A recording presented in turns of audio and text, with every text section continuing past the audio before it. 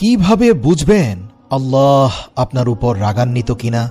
আল্লাহ যে আপনার উপর রাগান্বিত তার কিছু স্পষ্ট আলামত আছে। আজকের ভিডিওতে আমরা আলোচনা করব প্রিয় দর্শক, আল্লাহ সুবহানাহু ওয়া তাআলার ক্রোধ এবং তার অভিশাপ এটা বাস্তব সত্য, এটা অবশ্যই ঘটে, আজকের দিনেও ঘটে। এমন অনেক মানুষ রয়েছেন, এমন ধরনের কাজ করেছেন, মাত্র এক সপ্তাহ অথবা এক মাসের মধ্যে আল্লাহ পাকের অভিশাপের কবলে তছনছ হয়ে গেছেন।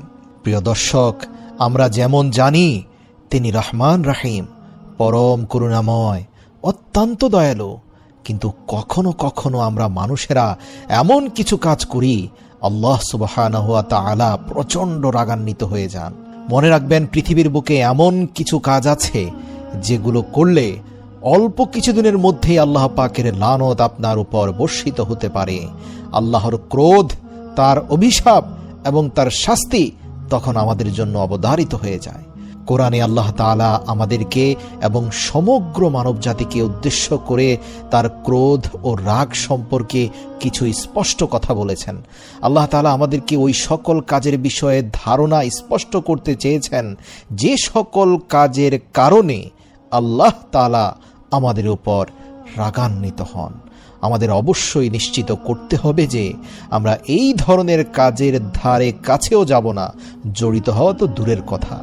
কারণ বিশ্বাস করুন, যদি আপনি জানেন একজন খুব শক্তিশালী এবং ক্ষমতাবান কেউ আপনার উপর অত্যন্ত রাগান্বিত হয়েছেন, এই যেমন ধরুন বাংলাদেশের পুলিশ প্রশাসনের অত্যন্ত প্রভাবশালী, ক্ষমতাবান, উপরস্থ একজন কর্মকর্তা ব্যক্তিগতভাবে আপনার উপর মারাত্মক রাগান্বিত হয়ে আছেন কোনো একটি কারণে, তাহলে আপনি বলুন আপনার রাতের ঘুমটা ঠিকভাবে হবে?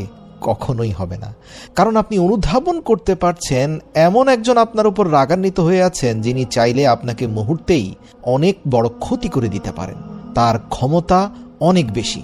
আমি যদি আপনাকে আরো সহজ একটি উদাহরণ দেই, এই যেমন ধরুন আপনি এই ভিডিওটি যেখানে দেখছেন সেটা যদি কোনো রুম হয়ে থাকে অথবা যে কোনো কক্ষে যদি দেখে থাকেন, তাহলে আমি যদি বলি এই রুমের বাইরে অপেক্ষা করছে আপনার জন্য ভয়ঙ্কর হিংস্র কয়েকটি সিংহ, তবে আমি শিওর আপনারা কেউ এই স্থানটি ছেড়ে যেতে চাইবেন না। আল্লাহ আমাদের হেফাজত করুক। আমরা একটি সামান্য প্রাণীকে ভয় করতে প্রস্তুত আছি, অথচ আমরা এই সমগ্র সৃষ্টির স্রষ্টাকে, এমনকি এই ভয়ঙ্কর হিংস্র প্রাণীটিকে যিনি সৃষ্টি করেছেন তার স্রষ্টাকে ভয় করতে প্রস্তুত নই। আল্লাহ আমাদের কপটতা এবং মুনাফিকিপূর্ণ আচরণ থেকে রক্ষা করুক। আমাদের প্রথম যে বিষয়টি মনে রাখা দরকার তা হলো সূরাতুল ফাতিহা, যা কোরআনের প্রথম সূরা। আল্লাহ তাআলা এই সূরাতে একটি দোয়ার উল্লেখ করেছেন, ইহদিনাস সিরাতাল মুস্তাকিম, হে আমাদের রব, আমাদেরকে সহজ সরল পথে পরিচালিত করুন। এখন মানুষ যত ধরনের দোয়া করতে পারে তার মধ্যে এটাই কিন্তু সবচেয়ে গুরুত্বপূর্ণ দোয়া। আমি আপনাদেরকে বলি, এই পৃথিবীর সবচেয়ে গুরুত্বপূর্ণ দোয়া হচ্ছে ইহদিনাস সিরাতাল মুস্তাকিম, হে আমাদের রব, আমাদেরকে সোজা সরল পথে পরিচালিত করুন।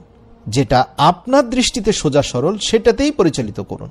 দেখুন দোয়াটা কত স্ট্রং এবং এটা কত কল্যাণকর একটি দোয়া, এবং এই দোয়াটি আল্লাহ পাক পবিত্র কোরআনের প্রথম সূরার প্রথম দিকে নিয়ে এসেছেন। সুবহানাল্লাহ, হে আল্লাহ, আপনি আমাদের সবাইকে সহজ সরল পথে পরিচালিত করুন। এখন লক্ষ্য করুন, এই সূরার বাকি অংশটি সোজা সরল পথের সাথে সংযুক্ত, কারণ এই দোয়ার পরবর্তী অংশে আমরা আল্লাহর কাছে কি প্রার্থনা করছি? আমরা বলছি, হে আল্লাহ, তাদের পথ যাদেরকে আপনি অনুগ্রহ করেছেন, যার অর্থ নবী, রাসূল এবং আল্লাহ পাকের ঈমানদার বান্দারা, তাদের উপরেই তো আল্লাহর অনুগ্রহ, তারাই তো আমলে সালেহ তথা সৎ কাজ করছে। দেখুন তারপরে আমরা কি বলছি?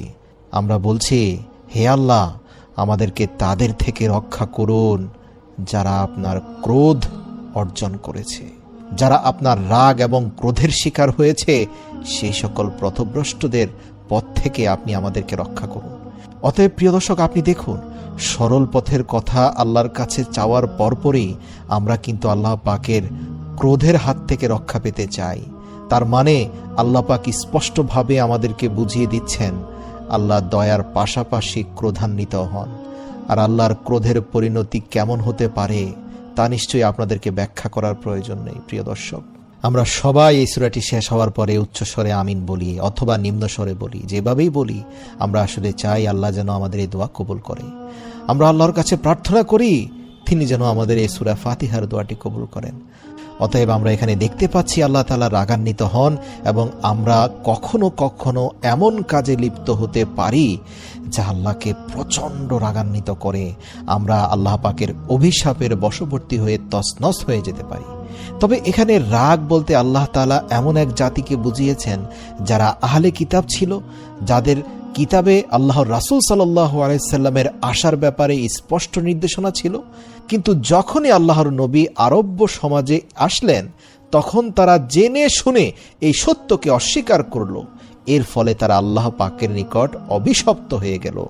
এরা ওই জাতি ছিল যারা আহলে কিতাবের ধারক বাহক ছিল। তারা শুধুমাত্র এজন্যই আল্লাহর রাসূলকে জেনে শুনে অস্বীকার করেছে কারণ রাসূল তাদের বংশ থেকে আসেনি, নাউযুবিল্লাহ। এবং শেষ পর্যন্ত তারা রাসূলের প্রতি ঈমানও আনেনি। এবং তাদের এই ঈমান না আনার কারণ শুধুমাত্র অহংকার ছিল। সুতরাং এই পৃথিবীর বুকে এমন অহংকার করবেন না যে আপনি আল্লাহ পাকের ক্রোধের বশবর্তী হন। আপনি যদি দেখেন এই আহলে কিতাবদের ইতিহাস অত্যন্ত ভয়ঙ্কর। এরা জীবনভর আল্লাহ পাকের অভিশাপে অভিশপ্ত ছিল। পৃথিবীর কোথাও তাদের স্থান হয়নি। আজ পর্যন্ত পৃথিবীতে স্বীকৃত তাদের কোনো দেশ নেই। তারা জুলুম নির্যাতন করে টিকে থাকলেও তাদের স্বীকৃত কোনো ভূখণ্ড নেই। এরা এমন অভিশপ্ত, কিয়ামত পর্যন্ত তাদের স্বীকৃত কোনো ভূখণ্ড থাকবেও না। আল্লাহু আকবার। প্রিয় দর্শক, আমরা কোরআন জানি, আমরা কোরআনের উপর বিশ্বাস করি। সুতরাং আমাদেরকে বুঝতে হবে কখনোই আমরা অহংকার করব না, আমরা জেনে শুনে সত্যকে অস্বীকার করব না।